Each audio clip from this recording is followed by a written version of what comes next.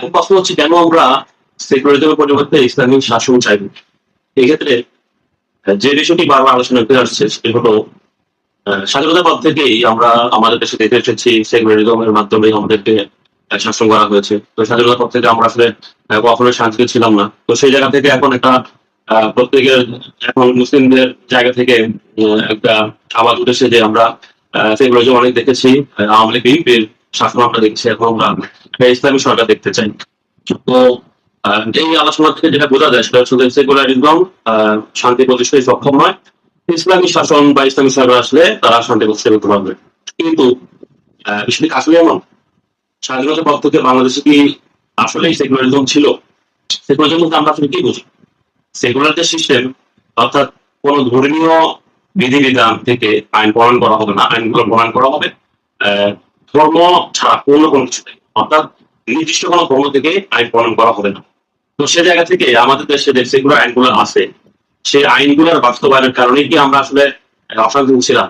অথবা যদি বলি যে সেগুলা যারা সেকুলার শাসক ছিল তারা সত্যিকারের সেকুলারিজম প্রতিষ্ঠা করেছে দেখেই কি আমরা অশান্তি ছিলাম? যদি এই প্রশ্নের উত্তর খুঁজতে যাই তো আমরা দেখবো আসলে এক্ষেত্রে সেকুলার আইন কোনো প্রসঙ্গ না আসলে। কারণ যারাই আমাদেরকে শাসন করেছে প্রত্যেকেই তারা ব্যক্তিগতভাবে সৎ ছিল না। তো ওই জায়গা থেকে তারা শাসক হিসেবে সৎ না থাকার কারণে মূলত আমরা অশান্তিতে ছিলাম। তো সেই জায়গা থেকে আসলে ইসলামিক শাসন আসলেই যে আমরা অনেক শান্তিতে থাকবো সেটা এমন। কারণ সে একই ব্যক্তিরা যদি আমাদেরকে ইসলামী শাসনে ইসলামী আইন দ্বারা শাসন করে, সে একই ব্যক্তিরা যদি আমাদেরকে ইসলামী আইন দ্বারা শাসন করে, আমরা কিন্তু আবারও শোষিত হবো, অর্থাৎ আমরা আমাদের শান্তি ফিরে আসবে না। তো এখন প্রসঙ্গ হলো তাহলে আমরা কেন ইসলামী শাসন চাচ্ছি? একজন মুসলিম হিসেবে আমাদের বিশ্বাস কি? আমাদেরকে দুনিয়াতে পাঠিয়েছেন, উনি আমাদেরকে কিছু বিধিনিষেধ দিয়েছেন, সেই অনুযায়ী আমরা আমাদের জীবন পরিচালিত করলে উনি আমাদেরকে পরকালে পুরস্কার হিসাবে জান্নাত দিবেন। আর যদি আমরা ওনার কথা মতো না চলি সেক্ষেত্রে আমাদের জন্য শাস্তিগুলো জাহান্নাম রয়েছে। আল্লাহ সুবহানাহু ওয়া তাআলার এই বিধিগুলো যেমন আমাদের ব্যক্তি জীবনে রয়েছে, একইভাবে আমাদের পারিবারিক জীবনে আছে, আমাদের সামাজিক জীবনে আছে, রাষ্ট্রীয় এবং আন্তর্জাতিক, অর্থাৎ ইসলাম হচ্ছে একটি পূর্ণাঙ্গ জীবন ব্যবস্থা। জীবনের প্রতিটি স্তরে আল্লাহ সুবহানাহু ওয়া তাআলার আদেশ বা নিষেধ রয়েছে। তো সে জায়গা থেকে আমাদেরকে ব্যক্তি জীবনে যেহেতু আমরা আল্লাহ সুবহানাহু আদেশ নিষেধ মেনে চলতেছি, পারিবারিক জীবনে, সামাজিক জীবনে, রাষ্ট্রীয় জীবনে আমাদেরকে আল্লাহ সুবহানাহু আদেশ মেনে চলতে হবে। আমি ব্যক্তিগত পর্যায়ে মিথ্যা বলা হারাম, রাষ্ট্রের ক্ষেত্রে মিথ্যা বলা যায়, এটা এমন না। ব্যক্তিগত জীবনে সুদ খাওয়া, ঘুষ খাওয়া হারাম, রাষ্ট্রের ক্ষেত্রে সেটা যায় হতে পারে না। ব্যক্তিগত পর্যায়ে আমি সুদের লেনদেন করবো না, কিন্তু রাষ্ট্র কি সুদের লেনদেন করবে? রাষ্ট্র কি আল্লাহ সুবহানাহু ওয়া তাআলার যে বাধ্যবাধকতা মেনে চলা সেটার মধ্যে রাষ্ট্র কি সবকিছু মধ্যে?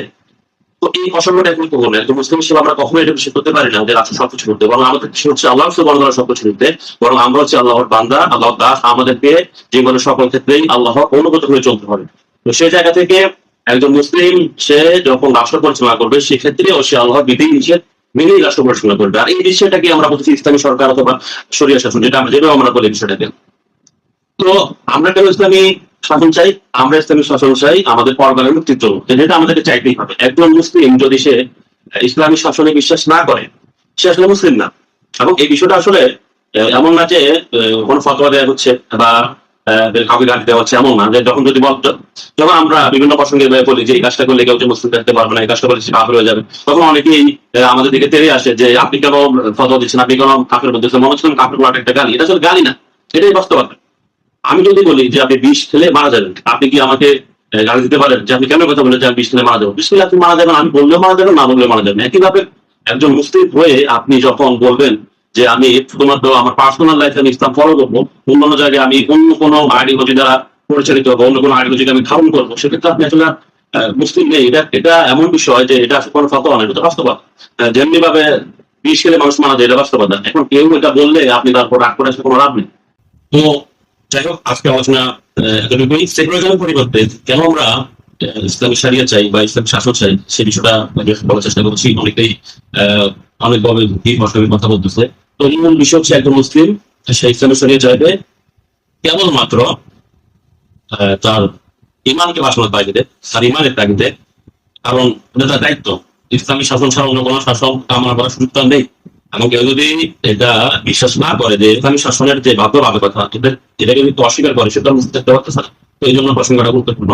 বাকি ন্যায় শাসন বা ন্যায়ের ভিত্তিতে শাসনের যে প্রসঙ্গটা সেটা আসলে নির্ভর করবে যারা শাসক তাদের উপরে, শাসকরা যদি ভালো না হয়, ইসলাম শাসন আসলেই যে একটা ন্যায় শাসন চলে আসবে সেটা এমন না। হ্যাঁ, হয়তো কিছু পরিবর্তন আসবে, তবে পরিপূর্ণ ন্যায় শাসন পেতে হলে অবশ্যই ন্যায় করার শাসক প্রয়োজন।